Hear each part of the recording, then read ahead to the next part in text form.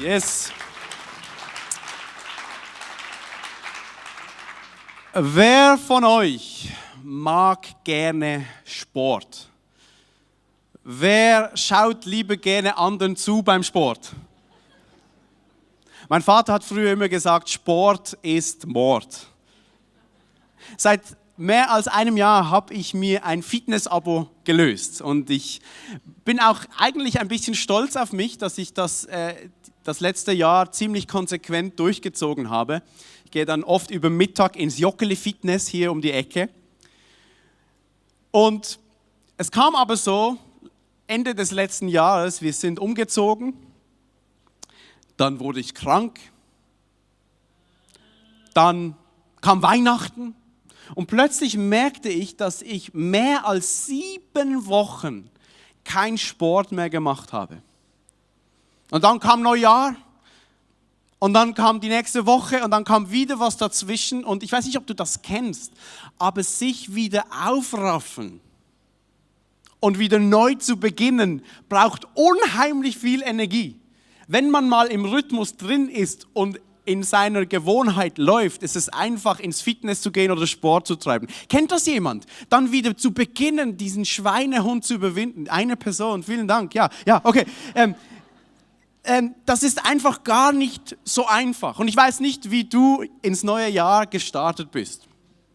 Vielleicht bist du gestartet mit voller Elan, voller Hoffnung, voller Glauben und voller Zuversicht und mit viel Freude und Energie, was das nächste Jahr bringt, deine Projekte mit sich bringen. Vielleicht bist du aber auch anders gestartet. Vielleicht bist du müde gestartet. Vielleicht war dein Jahr vorher nicht so wie geplant. Vielleicht gab es Dinge, Herausforderungen, die dich aus der Bahn geworfen haben. Und vielleicht bist du weniger erfüllt mit Hoffnung, sondern eher mit einem unguten Gefühl. Und du hast einen Berg voller Arbeit und Aufgaben vor dir und du weißt gar nicht, wo beginne ich eigentlich? Vielleicht denkst du, mein Jahr wird nicht unbedingt besser als das letzte Jahr. Schau, in der Bibel wird die Existenz eines Christen oft mit einem Wettlauf, Wettkampf oder auch Sport verglichen. Es gibt verschiedene Bilder im Neuen Testament, die beschreiben, dass die Nachfolge von Jesus Sport ist, ein Wettkampf, ein Wettlauf, ein Rennen. Und für Paulus und die ersten Christen waren sportliche Wettkämpfe nichts Fremdes, oder? Die Griechen und die Römer, die liebten Sport. Die haben sich verprügelt, die haben geboxt, also zum Spaß und so. Die Olympischen Spiele kamen dort hoch und so weiter. Und die neutestamentlichen Autoren nutzen dieses Bild, um Christen Hoffnung zu geben, Kraft zu geben, sie auszurichten auf das Ziel. Ich möchte euch 2 Texte vorlesen, die von dieser Sportmetapher reden. Hebräer 12, 1-2. Wir wollen mit Ausdauer laufen in dem Wettlauf, der noch vor uns liegt. Und hinschauen auf den, der unserem Glauben vorangeht und ihn vollendet, auf Jesus, der im Blick auf die vor ihm liegende Freude das Kreuz erduldet, die Schande gering geachtet und sich zur Rechten des Thrones Gottes gesetzt hat. Oder Philipperbrief 3, 13-14. Geschwister, ich bilde mir nichts ein, sagt Paulus, das Ziel schon erreicht zu haben. Eins aber tue ich. Ich lasse das, was hinter mir liegt, bewusst zurück. Konzentriere mich völlig auf das, was vor mir liegt und laufe mit ganzer Kraft dem Ziel entgegen, um den Siegespreis zu bekommen. Den Preis, der in der Teilhabe an der himmlischen Welt besteht, zu der uns Gott durch Jesus Christus berufen hat. Es gibt noch mehrere Texte, aber wenn wir nur diese beiden lesen, dann wird deutlich, dass die Nachfolge von Jesus nicht unbedingt ein Nachmittagsspaziergang ist. So man schlendert so durch die Landschaft, sondern eher ein Rennen. Oder man könnte sagen ein Marathon, ein Wettkampf. Und das braucht, also alle, die schon mal einen Wettkampf gelaufen sind oder einen Marathon, die wissen, das braucht Disziplin, das braucht Ausdauer. Und das braucht auch Fokus, oder? Und dieses Bild von diesem Wettlauf und Sport wird uns in dieser Predigtreihe ständig begleiten in den nächsten paar Wochen. Aber heute möchte ich gerne über die Grundlage reden für dieses Rennen. Die Grundlage für das Ganze. Und das, liebe Freunde, ist die Gnade Gottes. Die Gnade Gottes.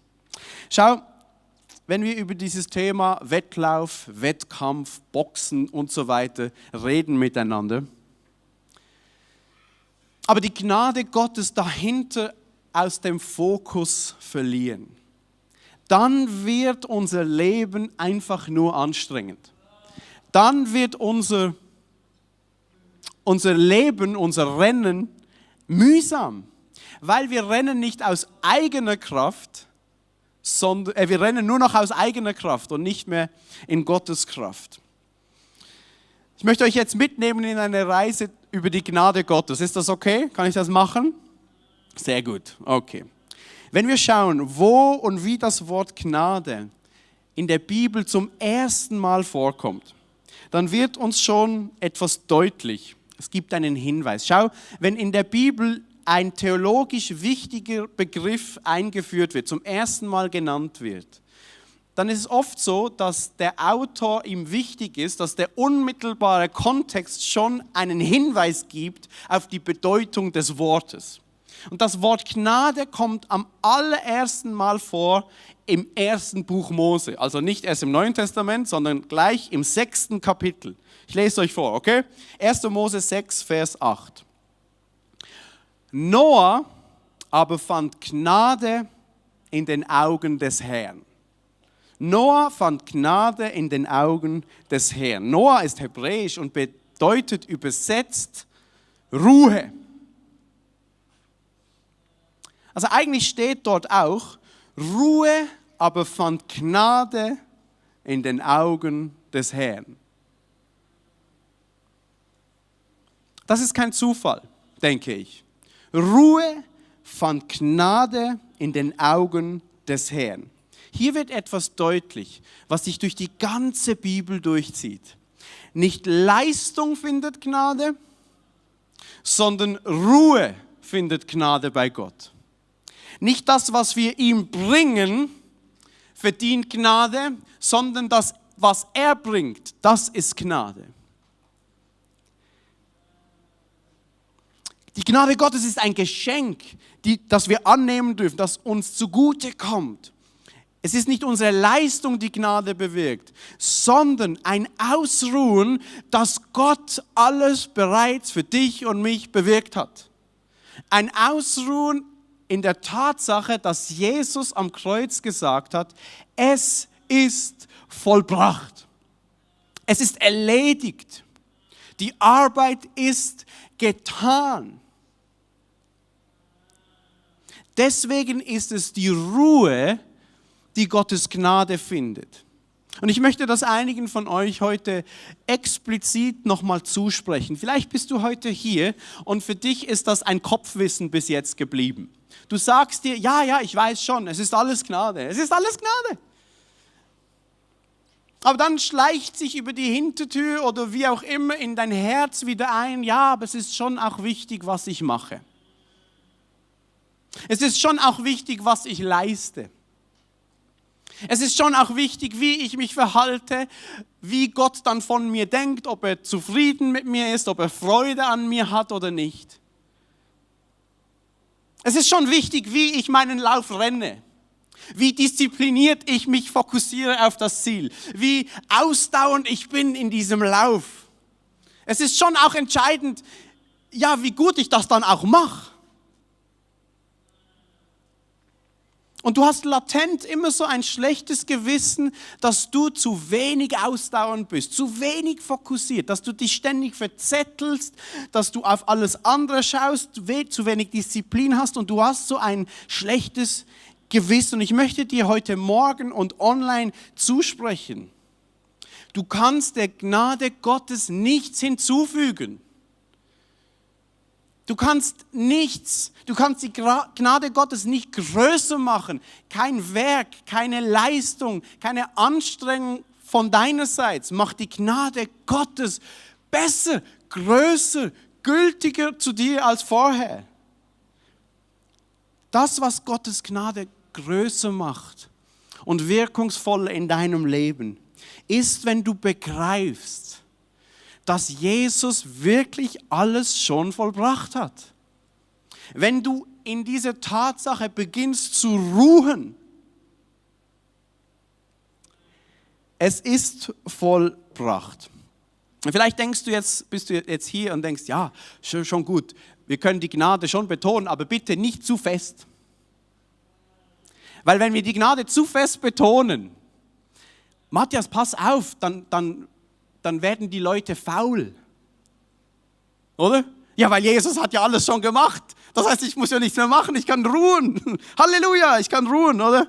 Aufpassen, nicht die Gnade zu fest betonen, weil die Leute werden einerseits faul und machen, was sie wollen. Oder? Und wenn du jetzt gedacht hast, das ist es. Nein, Entschuldigung, so ist es auch nicht. Falsch. Nein. Wenn du die Gnade Gottes wirklich begreifst, wenn du ihr begegnest, bleibt das nicht ohne Wirkung in deinem Leben. Du wirst nicht faul, du wirst auch nicht beliebig, nein, du wirst leidenschaftlich, du bist begeistert von der Güte und Gnade Gottes. Paulus hat das so erlebt und er schreibt das im 1. Korinther 15, Vers 10. Durch Gottes Gnade aber bin ich, was ich bin. Und seine Gnade an mir ist nicht ohne Wirkung geblieben. Seine Gnade ist an mir nicht ohne Wirkung geblieben. Nein, mehr als sie alle habe ich gearbeitet. Doch nicht ich, sondern die Gnade Gottes, die mit mir ist. Paulus hatte eine Begegnung mit diesem Jesus, die sein Leben für immer verändert hatte.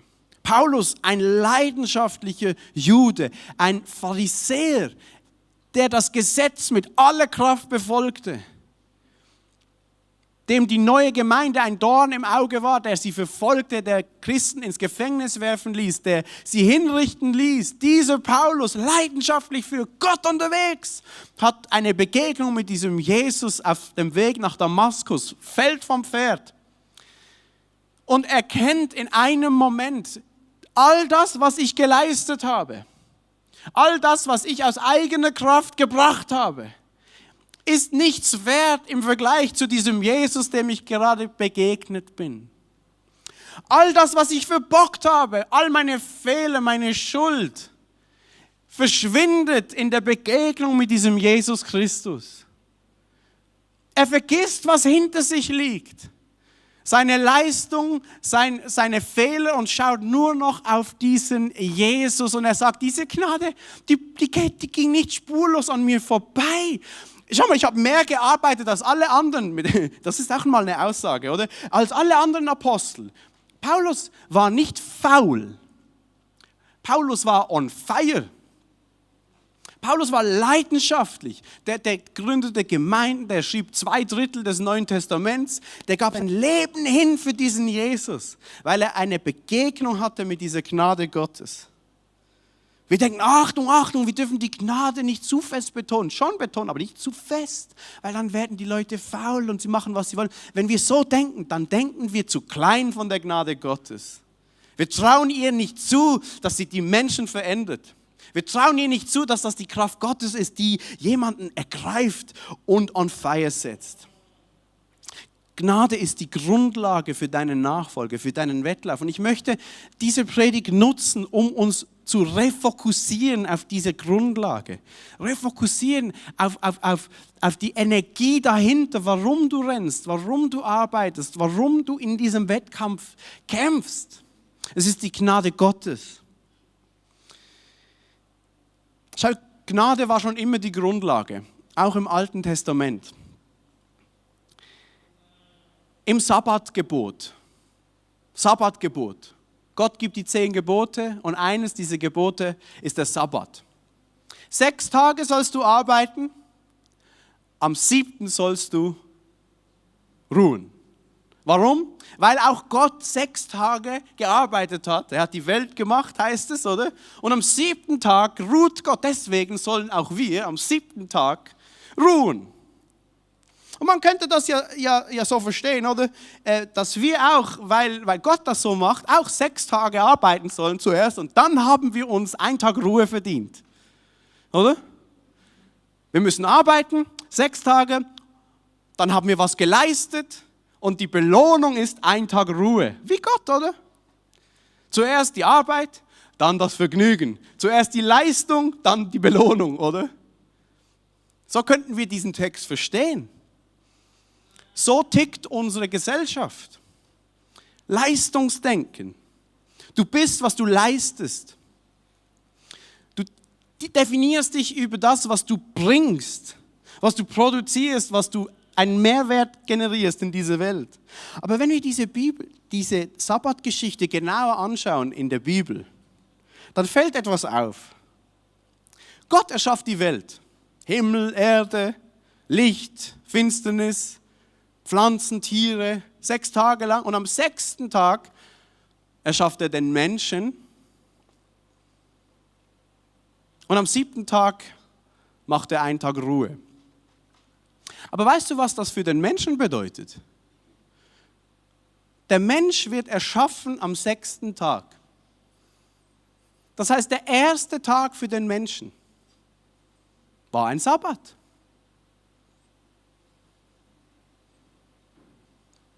Der erste Atemzug für den Menschen, seine Augen gehen auf, er wacht auf, er läuft umher und es ist Sabbat. Der erste Tag für den Menschen war Ruhe und nicht Arbeit. Das Erste, was der Mensch tun darf, ist eine Pause machen.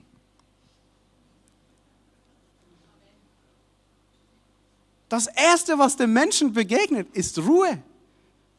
Er darf sich freuen über die Schöpfung und Arbeit Gottes.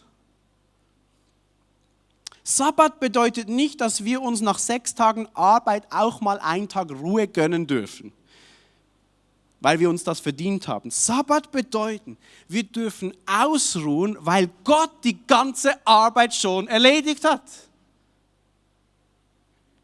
Jesus sagt, es ist vollbracht. Es ist erledigt. Ich habe die Arbeit geleistet. Das bedeutet für dich und mich Ruhe und Dankbarkeit und Freude. Schau, für die Juden beginnt der neue Tag nicht wie für uns am Morgen, wenn die Sonne aufgeht. Bis heute gilt für die Juden, der Tag beginnt am Abend, wenn die Sonne untergeht. Das heißt, für die Juden ist bis heute beginnt der Sabbat nicht am Samstagmorgen, sondern am Freitagabend. Das heißt, wenn sie Sabbat feiern, wenn sie zusammenkommen und sich freuen über die Schöpfung Gottes, über das Werk Gottes, über das, was er getan hat, dann beginnt es am Anfang einfach mal mit ins Bett gehen. Schlafen. Einfach schlafen, nichts leisten, schlafen. Ins Bett gehen. Ich liebe das. Ich liebe Schlafen. Wer schläft gerne? Halleluja. Das heißt, dieses Leistungsdenken ist von Grund auf falsch. So wurde der Mensch nicht geschaffen. Der Mensch wurde nicht geschaffen, dass er sich durch seine Leistung etwas erarbeitet und verdient. Der Mensch wurde geschaffen, Gott hat alles getan, damit der Mensch ruhen darf und aus dieser Ruhe heraus leisten und arbeiten darf. Gott trägt ihnen dann auf, Adam und Eva, kümmert euch um den Garten, schaut und so weiter. Und dann Arbeit und Leistung gehört dazu, aber es kommt aus der Ruhe heraus, dass ich bereits angenommen bin, dass mir vergeben ist, dass Gott alles getan hat und ich darf als sein Kind mit ihm mitarbeiten. Ein ganz anderes Verhältnis. Paulus sagt es so, wir sind nicht durch Werke gerettet, aber zu guten Werken hin. Nicht Werke verdienen uns irgendetwas, aber Gott, wir sind angenommen, Epheser 2, 8-10. Denn durch Gnade seid ihr errettet, durch den Glauben. Und das nicht aus euch, Gottes Gabe ist es, nicht aus Werken, damit sich niemand rühme. Denn wir sind sein Werk, geschaffen in Jesus Christus, zu guten Werken. Versteht ihr? Wir sind nicht gerettet durch Werke, aber zu Werke. Nicht durch, sondern für Werke. Wir machen das aus dieser Identität der Ruhe, die Gott uns ermöglicht. Gott hat uns dazu bestimmt, diesen Wettlauf zu rennen, diesen Wettkampf zu kämpfen. Ja, aber die Grundlage ist Gnade. Und schau, es ist so wichtig, wie du dich siehst. Das ist so entscheidend. Wie siehst du dich selbst und wie denkst du, sieht Gott dich? Wie denkst du, dass Gott über dich denkt? Eine wichtige Frage und die Antwort ist so entscheidend. Denkst du, wenn du dich jetzt in Gott hineinversetzt, denkst du, wenn er dich anschaut, dass er zufrieden ist mit dir? Oder eher unzufrieden? Was denkst du, dass Gott über dich denkt? Ist er eher enttäuscht über dich und sagt, ja, dieser junge Mann, diese Frau, ein bisschen mehr Disziplin würde der gut tun in ihrem nächsten Jahr? Weil das letzte Jahr,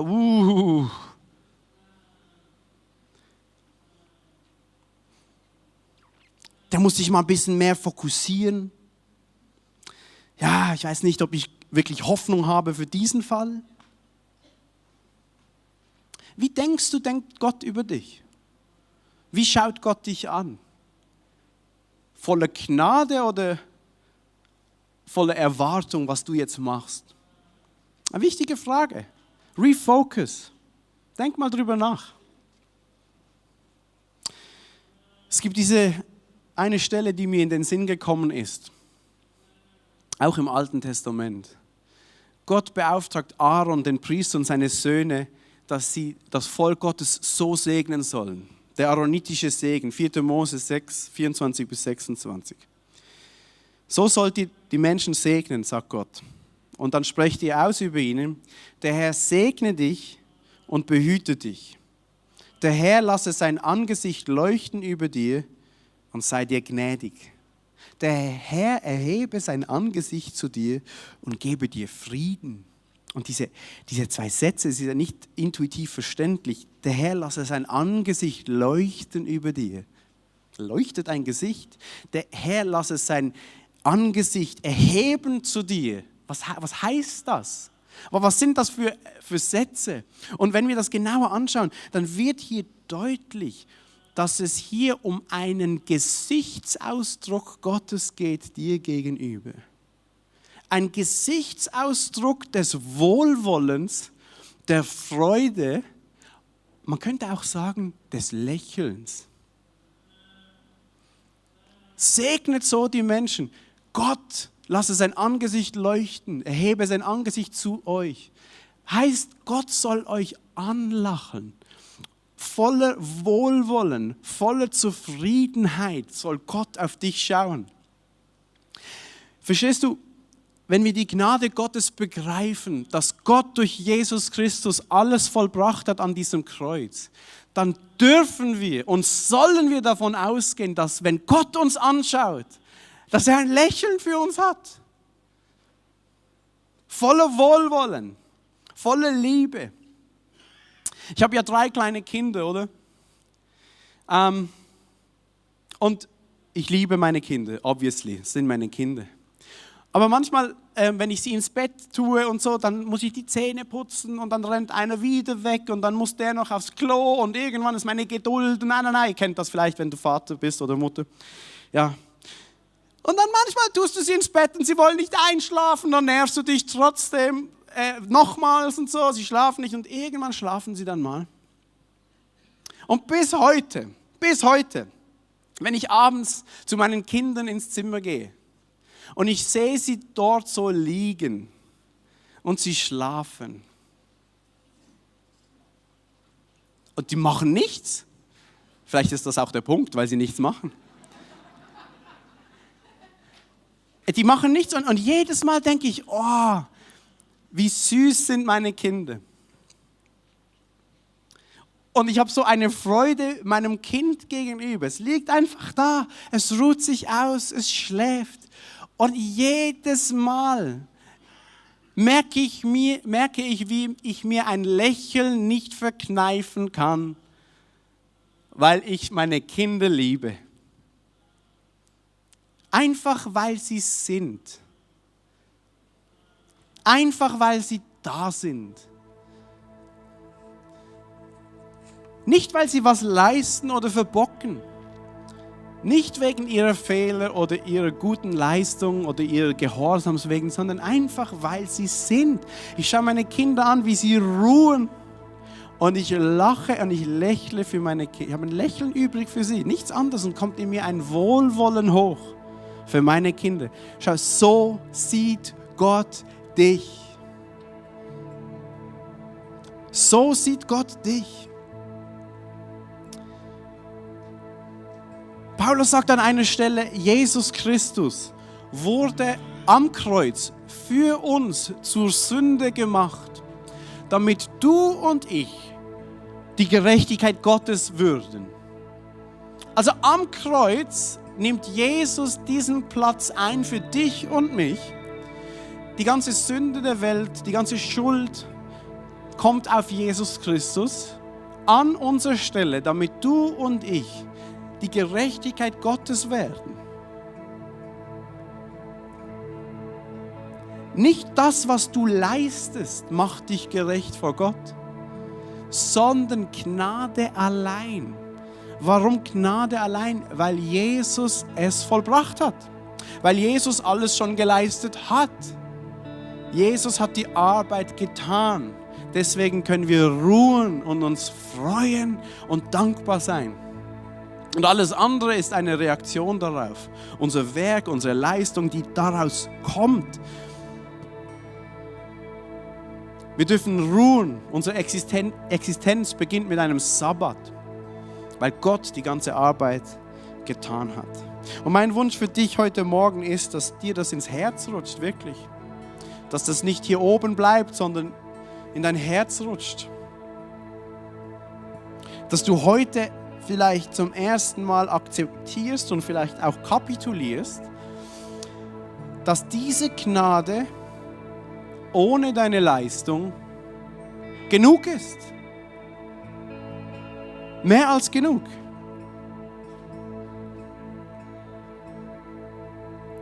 Ich bete für dich, dass es nicht ohne Wirkung bleibt. Dass es dich leidenschaftlich macht für die Güte und Gnade Gottes. Paulus sagt, ich vergesse, was hinter mir liegt und ich konzentriere mich völlig auf das, was vor mir liegt. Ich vergesse meine Fehler, ja, weil sie sind mir vergeben, aber ich vergesse auch meine Leistung, weil im Vergleich zu dem, was Jesus für mich getan hat, ist das nichts. Ich vergesse das alles. Das ist alles Müll und Dreck im Vergleich zu der alles überragenden Erkenntnis von Jesus Christus. Das ist ein Geschenk. Ich möchte gerne für dich beten. Vielleicht bist du auch hier und du nimmst Last mit aus deinem alten Jahr. Vielleicht hast du Dinge verbockt, ja. Vielleicht hast du Fehler gemacht, mehrere Fehler. Vielleicht hast du Menschen verletzt, vielleicht hast du Schuld auf dich geladen. Vielleicht mag das alles sein, aber es ist gut, dass du heute hier bist oder auch online zuschaust. Du kannst das heute ablegen bei diesem Jesus am Kreuz und seine Gnade, seine Gerechtigkeit empfangen. Du darfst neu in dieses Jahr starten mit einem weißen Blatt Papier. So weiß wie Schnee macht er uns. Wir dürfen neu starten mit einer neuen Hoffnung, mit einer neuen Zuversicht. Schau, Gott liebt dich nicht nur. Er mag dich auch. Verstehst du? Gott muss ja lieben, das steht ja so in der Bibel. Schau, die Gnade Gottes heißt, er mag dich auch. Er mag dich. Vor allem, wenn du ruhst und nichts tust. Dann schaut er dich an und denkt, mein Sohn, meine Tochter. Habe ich viel Wohlwollen für. Ich liebe die. Ich liebe sie, ich mag sie. Gottes Gnade, Gottes Wohlwollen, sein Lächeln für dir gegenüber, das gilt, weil Jesus am Kreuz für uns gestorben und auferstanden ist. Ich möchte gerne für dich beten und dir diesen Segen, den aaronitischen Segen jetzt zusprechen. Lass uns doch aufstehen dazu.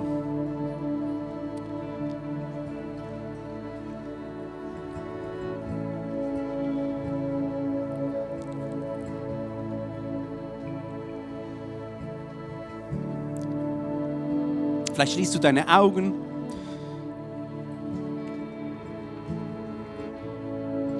Ich möchte dir zusprechen und dich segnen. Der Herr segne dich und behüte dich. Der Herr lasse sein Angesicht leuchten über dir und sei dir gnädig.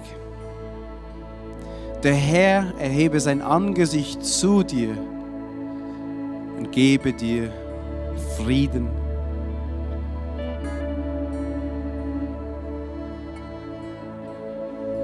Vater, wir danken dir für deine Güte, für deine Liebe, für deine Freude, dein Wohlwollen uns gegenüber.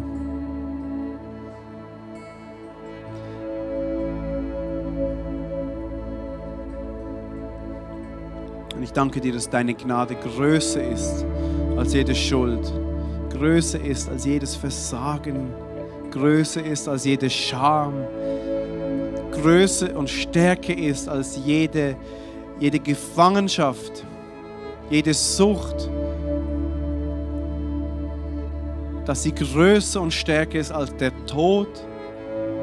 Und ich spreche das aus über deinen Leuten, deine Gnade, deine Güte, dein Frieden sollen regieren in unseren Herzen, dass unser Verstand nicht mal wirklich versteht, wie das funktioniert, dass der Friede Gottes dich erfüllen darf. Dass du sein darfst und er Freude an dir hat. Amen.